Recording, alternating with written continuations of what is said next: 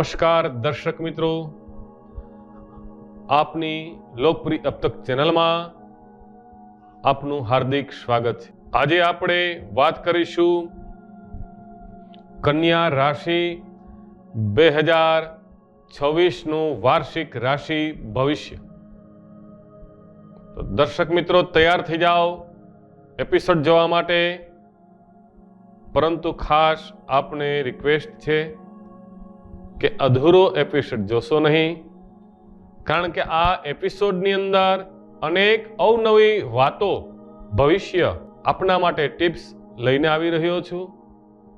આપના માટે કેવું રહેશે દાંપત્ય જીવન, આપનું આર્થિક જીવન, આપનું આરોગ્ય કેવું રહેશે, આપના વિદ્યાર્થી જીવન કેવું રહેશે, તેમજ આપના માટે શુભ મહિનો કયો, શુભ વાર કયો, શુભ રંગ કયો, આપના માટે શુભ ગ્રહો આ વર્ષે ક્યાં છે, અનેક આવી વાતો, જ્યોતિષને લગતી ચર્ચા આપણે કરશું। તો ચાલો નિહાળીએ કન્યા રાશિ 2026 રાશિ ભવિષ્ય।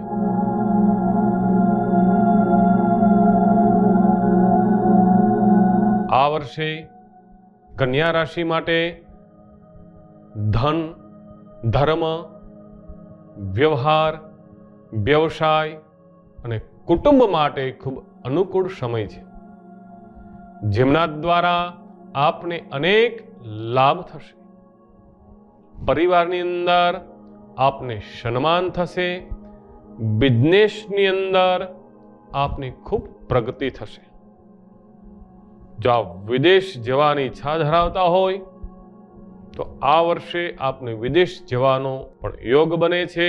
કોઈની પાસે આપણે ઉછીના લીધા હોય, પૈસા લોન લીધી હોય તો એ પણ આ વર્ષના મધ્યમાં આપની લોન પૂર્ણ થશે। ગ્રહોના માધ્યમથી અને આપના પુરુષાર્થ દ્વારા અનેક આપની સિદ્ધિની પ્રાપ્તિ થશે। આપની મિલકત, પ્રોપર્ટીમાં વધારો થશે, આપનું આત્મબળ વધશે, અનુભવથી જીવનની અંદર આગળ આપ આવશો। આપની ઘરે ધાર્મિક પ્રસંગ થશે અને આપ ખૂબ જ લાગણીપૂર્વક એ પ્રસંગને માણશો। આ વર્ષ દરમિયાન આપના ઉચ્ચ વિચારો, ઉચ્ચ ધ્યેય, ઉચ્ચ લક્ષ્ય આપનું પૂર્ણ થશે। વર્ષના મધ્યમાં લક્ઝરી આઇટમ ખરીદવાનો યોગ બને છે, પ્રોપર્ટી આપી લેશો, ગાડી, બંગલા, નોકર, ચાકર, અનેક વૈભવની આપને પ્રાપ્તિ થશે, તેમજ આનંદથી જીવન પસાર થશે। હા, જીવનના જૂની વાતોની યાદ કરી ચિંતા કરવી નહીં। આ વર્તમાન સમયને પ્રેમથી નિહાળો, પ્રેમથી માણો। કરેલું કર્મ નિષ્ફળ જતું નથી। કોઈનો ભાર ન રાખે મુરારી, વ્યાજ સહિત આપે વનમાળી। આપના આટલા વર્ષોની મહેનત હવે રંગ લાવશે। વ્યવસાયની અંદર આપનો વિસ્તાર થશે। આપના માટે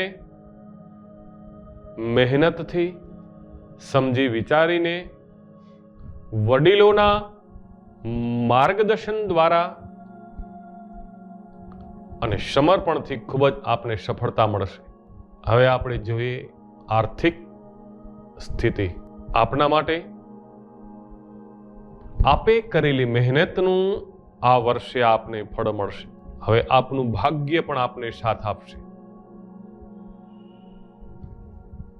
આપ બળથી કોઈ પણની મદદ લીધા વગર આપ જીવનની અંદર ખૂબ આગળ આવશો। પરંતુ વર્ષના પ્રારંભની અંદર આવક કરતા જાવકનું પ્રમાણ વધારે રહે, થોડો વધારે ખર્ચ ન થાય તેમની કાળજી લેવી। જૂન મહિનો આપને ખૂબ જ ધનની પ્રાપ્તિ કરાવશે। આપને આપના પરિવારની, આપના લાઈફ પાર્ટનરની, આપના બાળકોની જે કંઈ જરૂરિયાત હશે એ આ વર્ષ દરમિયાન આપની પૂર્ણ થશે। એકંદરે આપનું આ વર્ષ આર્થિક રીતે ધન ધાન્યની વૃદ્ધિ કરનારું રહેશે. હવે આપણે વાત કરીશું દાંપત્ય જીવન. 7મા ભાવમાં આ વર્ષ દરમિયાન શનિ મહારાજ રહેશે. તો શનિ મહારાજ છે એ લગ્નમાં વિલંબ એટલે મોડું કરાવે, અથવા લગ્ન પછી મતભેદ થાય, છૂટાછેડા થાય, 2 લગ્નનો યોગ પણ કરાવી શકે. માટે જો આપ વિવાહિત હોય તો ખાસ આપે ધીરજ રાખવી જરૂરી છે. બંને વચ્ચે મતભેદ ન થાય તેમની કાળજી રાખવી. નાની નાની બાબતમાં આપના પાર્ટનરને ટોર્ચર કરવા નહીં. આપના ક્રોધને આપે કાબૂમાં રાખો. જો આપ અવિવાહિત હોય, લગ્ન કરવા માંગતા હોય તો હજી થોડું વિલંબ થઈ શકે, થોડી રાહ જોવી પડે. પાત્ર મળતા આપને થોડી વાર લાગશે.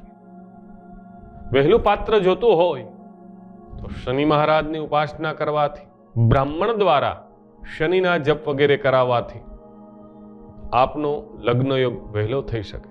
પતિ પત્ની વચ્ચે મતભેદ ન થાય, ઝઘડાઓ ન થાય, તેમની પણ આપણે કાળજી રાખવી જરૂરી છે. જો આપ ભાગીદારીમાં બિઝનેસ કરતા હોય તો આપના પાર્ટનરની સાથે જે કંઈ આપ કાર્ય કરો છો તેમનું લેખિત નોંધ લેવી આપના માટે જરૂરી છે. નહીતર પાર્ટનર સાથે પણ મતભેદ થઈ શકે છે, અથવા તો તેમના દ્વારા આપને ધનની હાનિ થઈ શકે. જો આપ પ્રેમી પ્રેમિકા હોય, પ્રપોઝ કરવા માંગતા હોય તો જૂન મહિના સુધી રાહ જોવી જરૂરી છે. ત્યાં સુધી આપના વડીલો આપને સાથ નહીં આપે. માટે જૂન મહિના બાદ આપના માટે શુભ અને અતિ ઉત્તમ સમય છે. લગ્નની બાધાઓ આપની ત્યાર પછી દૂર થશે. ચોથા સુખ સ્થાનની અંદર, માતાના સ્થાનની અંદર સૂર્ય, બુધ, મંગળ, શુક્ર 4 ગ્રહો વર્ષના પ્રારંભ રહેશે. માટે આપને આપના પિતા દ્વારા પણ ખૂબ જ સંપત્તિની અને સન્માનની પ્રાપ્તિ થશે. આપને આપના પિતાને આપના માટે ગર્વ રહેશે. પિતાના કાર્યક્ષેત્રથી આપને લાભ અને ફાયદો થશે. પિતાના માર્ગે ચાલવાથી પણ આપને લાભ અને ફાયદો થશે. શનિ મહારાજ એનું વ્રત કરવાથી આપની મનોકામનાઓ પૂર્ણ થશે. આરોગ્ય બાબત હવે આપણે ધ્યાન દઈએ. આ વર્ષની અંદર 6ઠા ઋણ, રોગ અને શત્રુ ભાવની અંદર રાહુ મહારાજ બિરાજમાન છે. અને એ રા કરે ઘા. તો એ રાહુ મહારાજ ઋણ, રોગ અને શત્રુનો વધારો થશે. લોન લેવાના હોય તો આ વર્ષે લોન લેવાનું ટાળવું. કોઈ પાસે ઉછીના પૈસા લેવાના હોય તો આ વર્ષે આપે ન લેવા, નહીતર તેની ભરપાઈ કરવી ખૂબ અઘરી થઈ જશે. કોઈ આપને બીમારી હોય તો રેગ્યુલર ડોક્ટરની ટ્રીટમેન્ટ લેવી, રેગ્યુલર દવા લેવી પણ જરૂરી છે. નહીતર એ મોટી બીમારીનું રૂપ ધારણ કરી શકે. માટે રાહુ મહારાજથી આપણે સાવધાન રહેવું. જે આપની ઇન્કમ હોય, આવક હોય તો એના કરતાં વિશેષ ખર્ચ પણ આપને કરાવી શકે છે. તો શત્રુઓથી પણ આપણે કાળજી રાખવી. આપના જરૂરી ડોક્યુમેન્ટ્સ, ફાઇલ વગેરે તેમને શેર ન કરવી. આપના બિઝનેસની વાતો પણ આપે તેમને શેર કરવી નહીં. આરોગ્ય બાબત કાળજી રાખવી. બહારનું ખાવા પીવાથી ફ્રૂટ પોઈઝન વગેરે આપને થઈ શકે છે. ઇન્ફેક્શન વગેરેથી આપે ધ્યાન રાખવું. અને પશુ, કૂતરા વગેરેથી પણ આ વર્ષ દરમિયાન આપે થોડું ધ્યાન રાખવું. તેમજ તેના દ્વારા થોડી આપને પરેશાની આવી શકે છે. આરોગ્ય બાબત કાળજી રાખતા આપે આપના બિઝનેસને આગળ વધારી શકો છો. પરંતુ સાથોસાથ આરોગ્યની આપે ખાસ કાળજી રાખવી. હવે વાત કરીશું આપણે વિદ્યાર્થી માટે. વિદ્યાર્થી મિત્રો, આ વર્ષ દરમિયાન આપની 5મા વિદ્યાસ્થાનની અંદર મકર રાશિ, જેમના સ્વામી શનિ મહારાજ બિરાજમાન હોવાથી, તેમજ કર્મસ્થાનની અંદર ગુરુ મહારાજ હોવાથી આપ ખૂબ જ હોશિયાર, બુદ્ધિશાળી હોય છે. ગણિત, અંગ્રેજી વગેરે સબ્જેક્ટમાં થોડું ધ્યાન દેવું જરૂરી છે. શનિ મહારાજ હોય, થોડી ચુસ્તી, આળસ જોવામાં આવે. ધ્યાનપૂર્વક અભ્યાસ કરવાથી આપની બધી જ મનોકામનાઓ પૂર્ણ થશે. આ વર્ષ દરમિયાન આપને એકંદરે આપના બધા જ ગ્રહો શુભ અને અતિ ઉત્તમ છે. વર્ષ દરમિયાન પૂજા વિધાન કરવાની ઈચ્છા થાય તો કેતુ મહારાજના તેમજ શનિ મહારાજના બ્રાહ્મણ પાસે જપ પૂજા કરાવી, અનુષ્ઠાન કરાવવાથી, ગ્રહ શાંતિ કરાવવાથી આપની બધી જ મનોકામનાઓ પૂર્ણ થશે. નીચે ડિસ્પ્લેમાં પણ અમારા નંબર આપેલા છે. વિશેષ કોઈ માર્ગદર્શન આપને જોઈતું હોય તેમજ અબ તક ચેનલના માધ્યમથી મંદિરના નિર્માણ અર્થે, ગૌશાળાના લાભાર્થે શ્રીમદ ભાગવત સપ્તાહ કરવી હોય તો અમે ફ્રી ઓફમાં કરી આપશું.